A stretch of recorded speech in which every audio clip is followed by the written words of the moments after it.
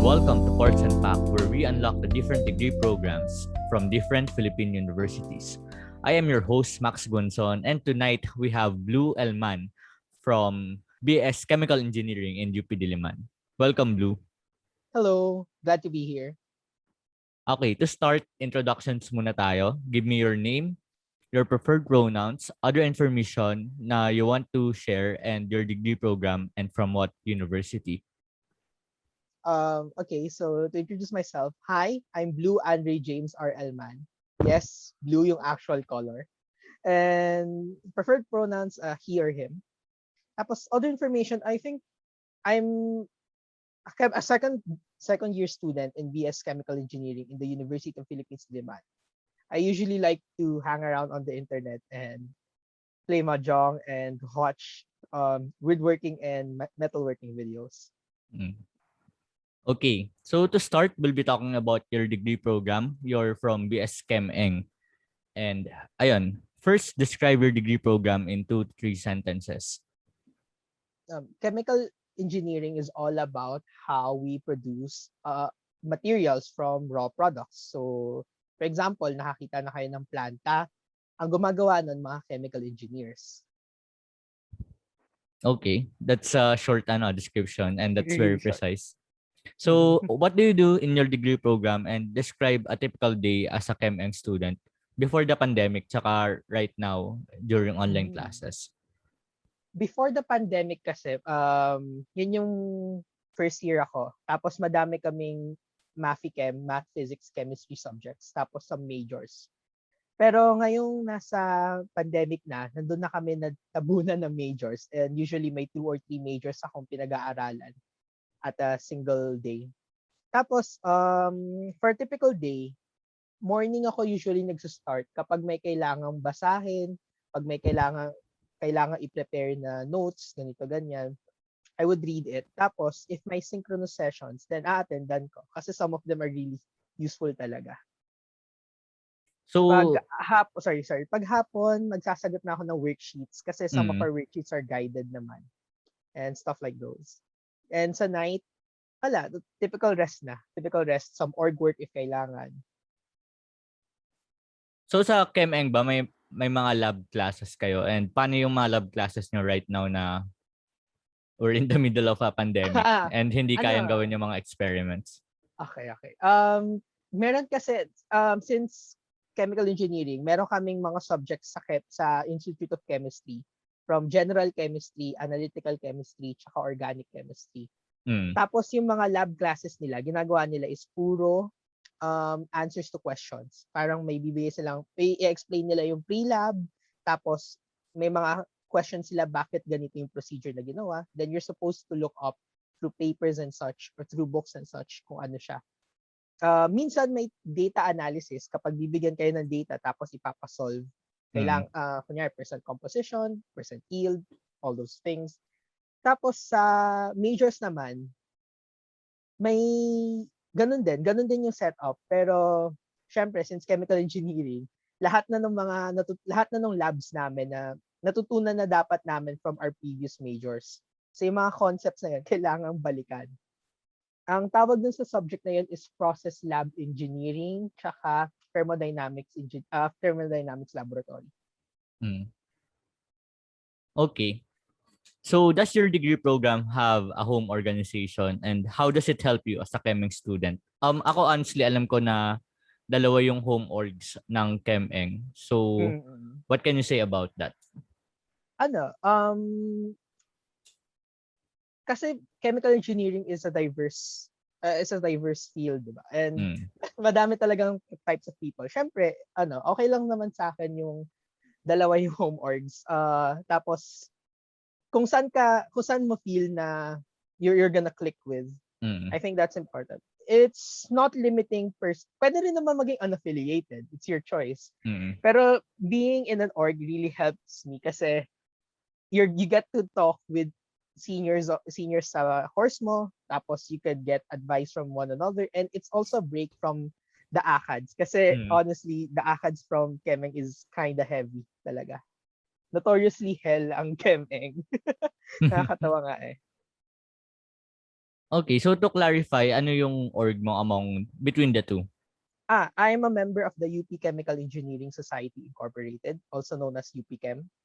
Tapos I believe yung other org is Academic League of Chemical Engineering Students, which is Alkins. Okay. So what makes your degree program unique from other similar programs? So how is it different from, let's say, other engineerings and from BS Chem? Mm. To separate muna natin yung BS Chem to BS Chemical Engineering. Kasi BS Chem Mm. usually deals with lab scale materials. For example, magpe-prepare ako ng beaker amount of coffee, sabihin natin, para magagawa ako ng formulation, coffee formulation, or milk formulation, or whatever, or soap formulation.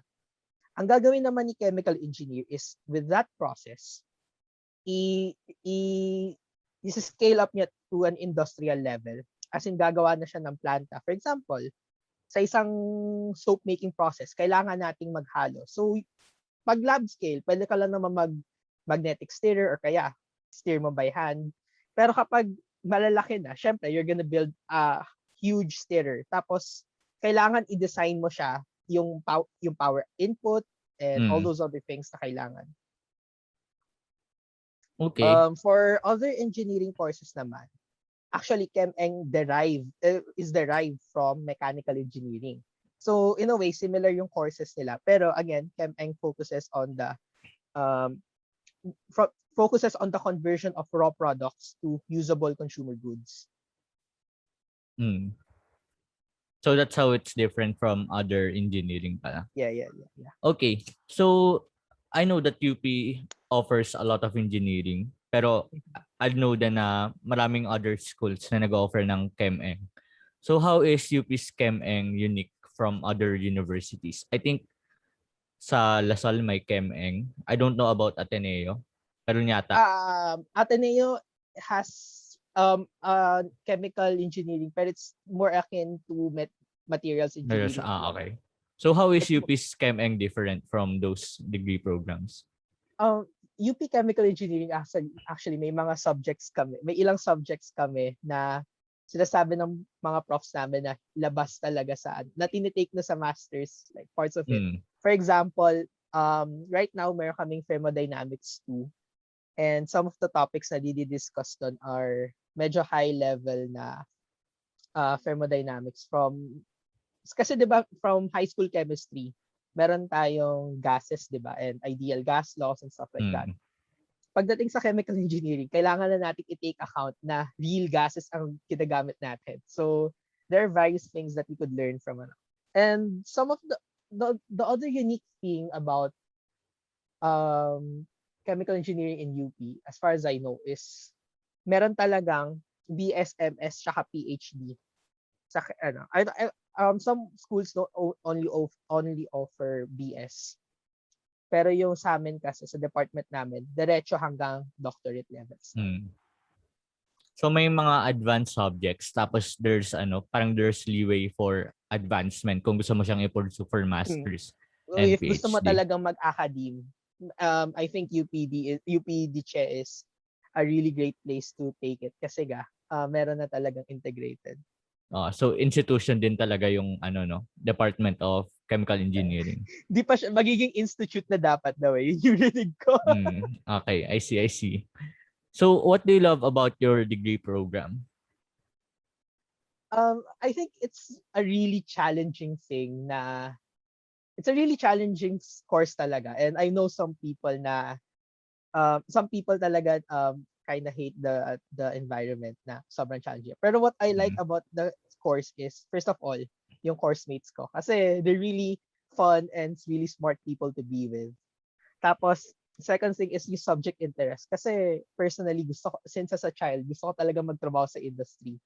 So, yung mga ganong klaseng pag-iisip, ganong klaseng mga subjects, it appeals to me.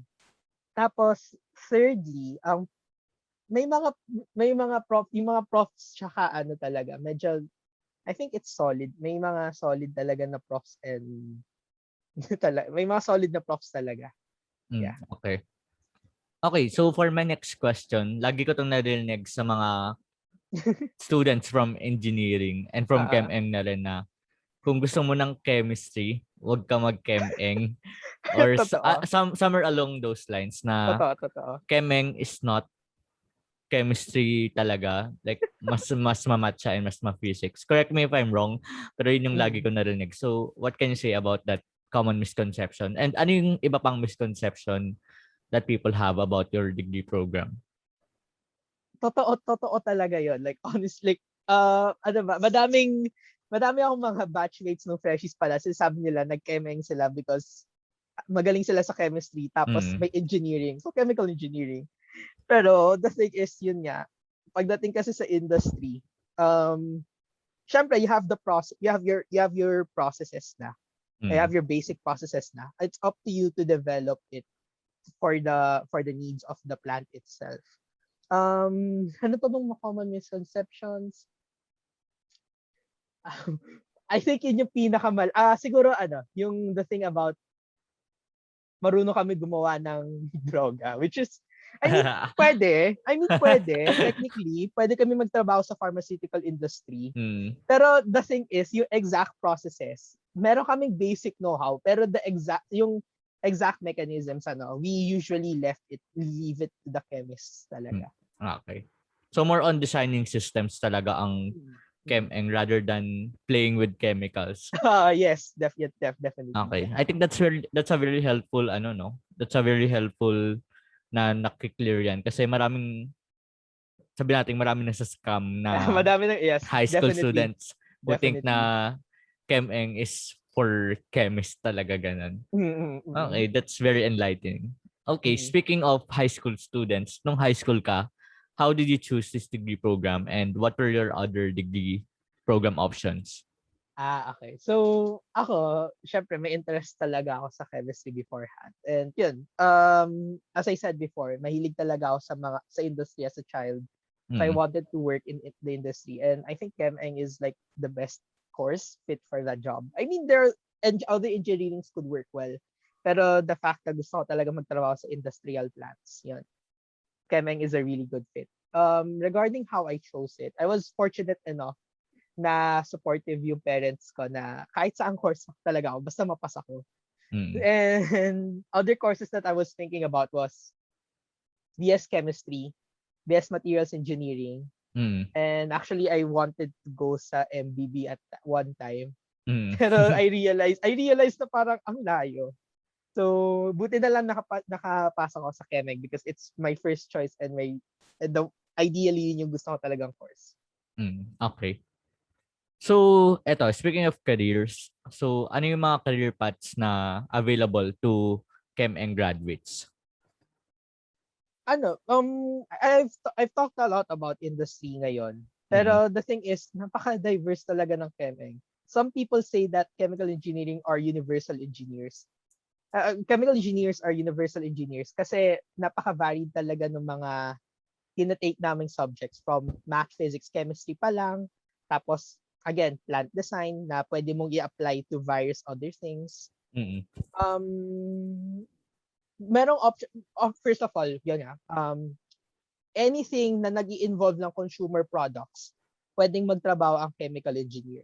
So yun nga, from pharmaceuticals, from soaps, from soaps to food to whatever you can think of talaga.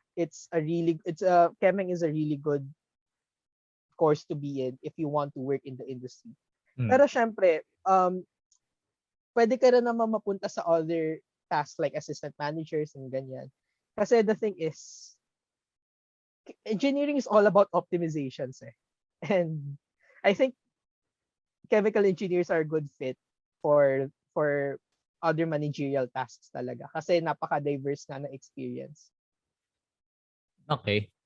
So diverse din pala yung career options na pwede to to ChemEng graduates. Speaking of ChemEng graduates, do you know of any notable graduates from your degree program? Actually, yung current na DOST secretary, si Mr. Fortunato de la Peña, is actually a graduate of BS Chemical Engineering from UP Mm. Diliman.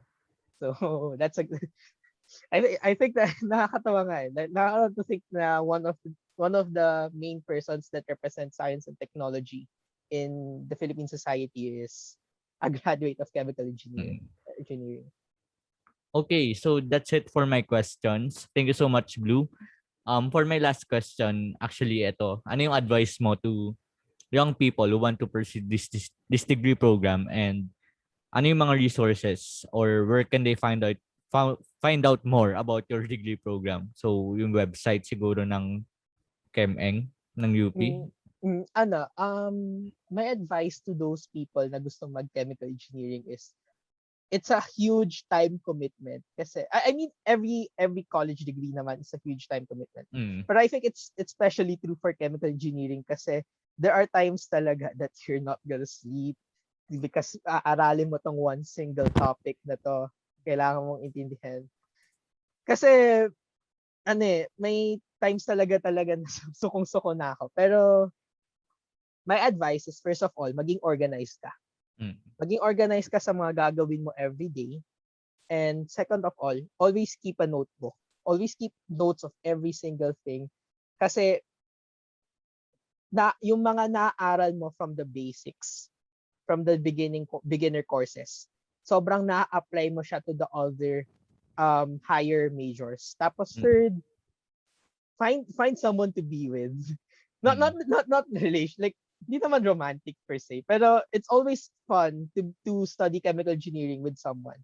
And I think those are my 3 tips for now. And to learn more about chemical engineering, especially in UP Diliman, I highly suggest following the Facebook page of the UP Department of Chemical Engineering. Doon kasi may mga doon pinopost yung mga daily happening sa aming department, tapos may mga lecture series doon na pwede niyong panoorin if you're interested talaga. Other sources online would be merong learncheme.com site if I'm not mistaken, and yon talaga parang for chemical engineering students talaga. Pero to have a sense of what chemical engineers do, I think it's a good resource. Okay, so do you want to plug your social media platforms or passion projects that you have? So I Actually, allot this time for it. actually right now, ang pinaka ginagamit ko lang talaga na social media is Facebook, tsaka Discord. So on Facebook, I'm Blue Andre Ronyo Elman. I think makikita nyo naman kasi ganito yung itsura ko. I think may shades ata yung profile picture ko. Pero I think ako lang ata yung unique person na may ganung pangalan. So Blue Andre Ronyo Elman. On Twitter, I'm at Bajelman, Bajelman. Minsan lang ako mag-post doon and I retweet artists that I like. On Discord, I'm Bajelman, hashtag 2936. So if gusto niyo akong i-DM doon, I guess. And my email address is bajelman1123@gmail.com. I think that is the best way to contact me talaga. If you have any questions talaga.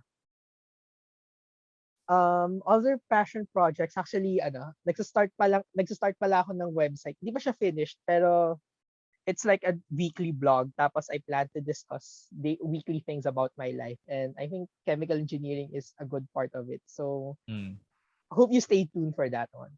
Okay. We'll definitely check that out. So ayan guys, maraming binigay si Blue na contact details for you. So kung may mga gusto kayong malaman about chemical engineering na di natin napag-usapan dito, you guys can ask him. So I guess that's it for our episode of Course UnPacked today. Sana marami kayong natutunan about chemical engineering and its effects and its impacts on the industry. Thank you so much for watching this video. If you want more, subscribe to my channel. And if you want to see different degree programs na di pa natin natackle, comment it down below and see you next time. Bye-bye. Thank you very much for inviting me. Thank you, everyone. Thank you, Blue.